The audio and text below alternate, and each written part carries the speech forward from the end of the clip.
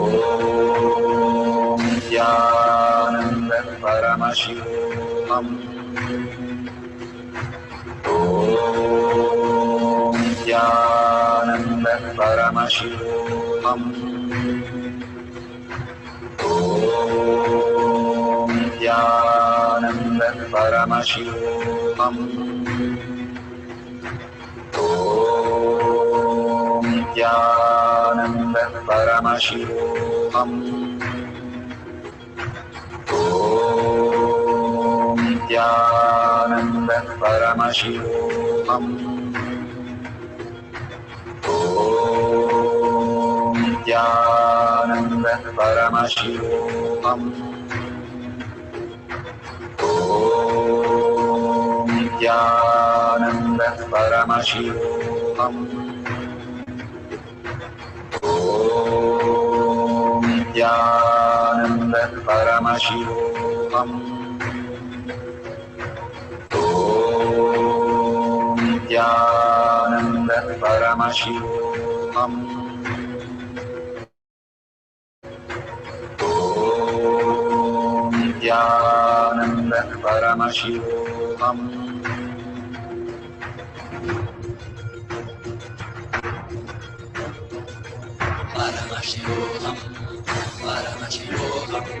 Let Paramashiva's third eye manifest in all our third eyes. Let the Amrita pour, let the Vani open up, manifest in all of us.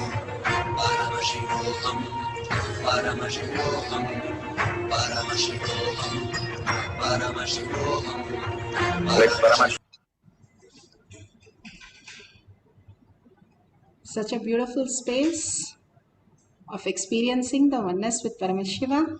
Please open your eyes and verify all the details that Paramashiva has shown you, the prasada that you have received today from Paramashiva. When you go to a temple, how you feel refreshed and blessed and auspiciousness. Every Kailash courtyard is such a beautiful space of oneness.